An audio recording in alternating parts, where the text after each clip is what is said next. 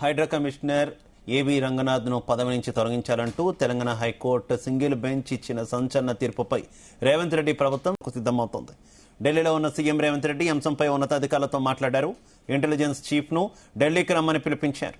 ఈ తీర్పుపై తక్షణమే స్టే కోరుతూ రాష్ట్ర ప్రభుత్వం రిట్ అప్పీల్ దాఖలు చేయాలని చట్టపరమైన వ్యూహాన్ని రచిస్తోంది. ఒకవేళ డివిజనల్ బెంచ్లో ఉపశమనం లభించకపోతే దేశ అత్యున్నత న్యాయస్థానమైన సుప్రీంకోర్టును ఆశ్రయించేందుకు కూడా ప్రణాళిక సిద్ధం చేసుకుంది. హైడ్రా అనేది ఒక చట్టబద్దమైన స్వయం ప్రతిపత్తి కలిగిన సంస్థ అని, దాని అధిపతి నియామకం విధి విధానాలు పూర్తిగా ప్రభుత్వ కార్యనిర్వాహక పరిధిలోకి వస్తాయని ప్రభుత్వం అప్పీల్లో వాదించనుంది. హైడ్రా విస్తృత ప్రజా ప్రయోజనాల కోసం, చెరువుల రక్షణ కోసం పనిచేస్తోంది. ఒక నిర్దిష్ట వివాదంలో బేషరతు క్షమాపణ చెప్పిన అధికారిని మార్చాలని ఆదేశించడం ఎంతవరకు సమంజసమనే పాయింట్ను కోర్టు ముందు లేవనెత్తనుంది. ఇదే అంశానికి సంబంధించి మరింత సమాచారం మా క్రైమ్ బ్యూరో చీఫ్ రవితేజ అందిస్తారు. రవితేజ్, కోర్టు ఉత్తర్వులు వెలువడ్డ తర్వాత ప్రభుత్వం ఈ వ్యవహారంలో కొంత సీరియస్ గానే వ్యవహరించేటువంటి అవకాశం కనబడుతుంది. ఎందుకంటే 63 సార్లు కోర్టు ధిక్కరణకు పాల్పడ్డాడు ఏవి రంగనాథ్ హైడ్రా కమిషనర్ అని కూడా కోర్టు అభిప్రాయాన్ని వ్యక్తం చేసింది. ఈ రోజు రాష్ట్ర ముఖ్యమంత్రి తెలంగాణలో అందుబాటులో లేకపోవడము, ఢిల్లీలో ఉండడం కారణంగా ముఖ్యమంత్రి దృష్టికి వెళ్లినటువంటి వెంటనే దీనిపైన ఉన్నతాధికారులతో చర్చలు జరిపి ముందు లీగల్ గా ఎలా వెళ్ళాలి, చట్టబద్ధత ఉన్నటువంటి ఒక సంస్థ పైన, ఒక కమిషనర్ పైన ఈ రకమైనటువంటి అలిగేషన్స్ రావడం పట్ల ప్రభుత్వం కొంత సీరియస్ గానే ఉంది. దీన్ని ఎలా ముందుకు తీసుకెళ్లాలనే దానిపై కూడా ఉన్నతాధికారులతో సీఎం రేవంత్ రెడ్డి చర్చించినట్టుగా తెలుస్తోంది. హైకోర్టు సింగిల్ బెంచ్ ఇచ్చినటువంటి తీర్పుపై రేవంత్ రెడ్డి ప్రభుత్వం హైకోర్టు డివిజన్ బెంచ్ లో సవాల్ చేసేందుకు సిద్ధమవుతున్నట్టుగా సమాచారం అందుతుంది.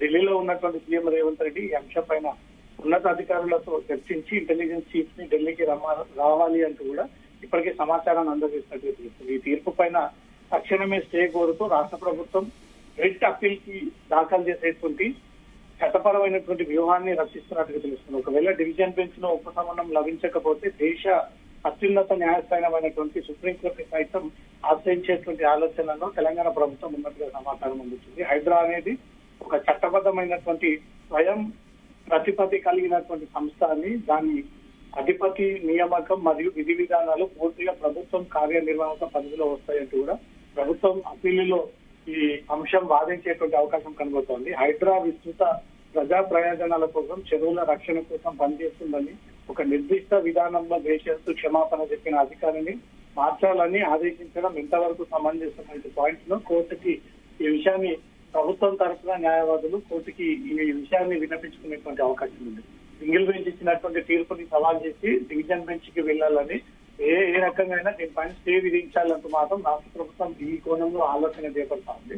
ఇక్కడ తెలంగాణలో తమకు అనుకున్నటువంటి న్యాయం జరగకపోతే సుప్రీంకోర్టుని సైతం ఆశ్రయించి రంగనాథ్ పై కోర్టు ఇచ్చిన తీర్పు విషయంలో సిఎస్ ఇచ్చినటువంటి ఆదేశాల ప్రకారంగా స్టే విధించే విధంగా రాష్ట్ర ప్రభుత్వం వ్యవహరిస్తున్నట్టుగా కనబడుతోంది. ఎందుకంటే కాంగ్రెస్ ప్రభుత్వం ఏర్పడిన తర్వాత మొట్టమొదటిసారి హైడ్రా అనే ఒక సంస్థను ఏర్పాటు చేసి చట్టబద్ధత కల్పించి ఎక్కడ చెరువులు కబ్జాకు గురయ్యాదో, రియల్ మాఫియా చేతిలోకి పూర్తిగా భూములు వెళ్లిపోయాయో అవన్నీ పరిరక్షించడం కోసమే ఈ హైడ్రాను ఏర్పాటు చేయడం జరిగింది. ఇదంతా కూడా సీఎం రేవంత్ రెడ్డి నేతృత్వంలో పనిచేసేటువంటి సంస్థ కాబట్టి తన సంస్థ కమిషనర్ పైన ఈ రకమైనటువంటి ఆగ్రహాన్ని వ్యక్తం చేయడం మాత్రం చట్టబద్ధంగా ఎలా ముందుకు వెళ్ళాలి, ఎలా రంగనాథ్ ని హైడ్రా కమిషనర్ గా తప్పించకుండా అలానే కొనసాగించాలనే ఉద్దేశంతో రాష్ట్ర ప్రభుత్వం కూడా ఉన్నతాధికారులతో, చీఫ్ సెక్రటరీతో, చీఫ్ ఇంటెలిజెన్స్ చీఫ్ తో కూడా మాట్లాడి సంప్రదింపులు చర్చలు జరుగుతున్నట్టుగా తెలుస్తుంది. ఇమీడియట్ గా ఢిల్లీకి ఇంటెలిజెన్స్ చీఫ్ ని రావాలంటూ కూడా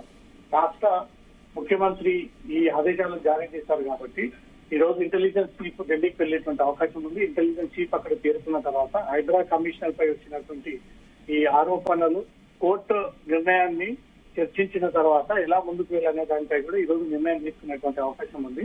త్వరలో డివిజన్ బెంచ్ ను కూడా ఆశ్రయించేటువంటి అవకాశం ఉంది. డివిజన్ బెంచ్ కు వెళ్లి సింగిల్ బెంచ్ ఇచ్చినటువంటి తీర్పు పైన స్టే విధించాలి అంటూ కూడా కోరుతూ డివిజన్ బెంచ్ ని ఆశ్రయించేటువంటి అవకాశం ఉంది. ఒకవేళ డివిజనల్ బెంచ్ లో కూడా ఏమైనా అనుకూలమైనటువంటి తీర్పు కనుక రాకపోతే సుప్రీం వరకు కూడా ప్రభుత్వం వెళ్లే ఆలోచన ఏమైనా చేస్తున్న సిచ్యువేషన్ ఏమైనా ఉందా రవితేజ? ప్రభుత్వం ఈ వ్యవహారాన్ని సీరియస్ గా తీసుకుంది. ప్రభుత్వం కొంత ప్రెస్టీజియస్ గానే ఈ ఇష్యూని టేకప్ చేయబోతున్నట్టుగా కనబడుతోంది. ఎందుకంటే రాష్ట్రంలో అనేక చోట్ల ప్రభుత్వ అధికారులు తమ అధికారాన్ని దుర్వినియోగం చేసి చాలా మందికి హైకోర్టు మొట్టికాయలు వేయడము, ప్రభుత్వం నేరుగా వాళ్ళని బదిలీ చేసి ఇతర శాఖలకు వేయడము, ఇదంతా కూడా ఇంటర్నల్ డిపార్ట్మెంట్ పరంగా నడిచేటువంటి ట్రాన్స్ఫర్ సస్పెన్షన్స్. కాబట్టి ఈరోజు ఏకంగా హైకోర్టు హైడ్రా కమిషనర్ ని తొలగించండి, హైడ్రా నుంచి అతన్ని రిమూవ్ చేయండి, ఐజీ స్థాయిలో ఉన్నటువంటి అధికారిని మళ్ళీ తిరిగి కమిషనర్ గా నిలబెట్టండి. 63 సార్లు ధిక్కరణ కేసులో ఎన్నిసార్లు రంగనాథ్ ని మందలించినా హెచ్చరించినా అతను తీరు మారట్లేదు.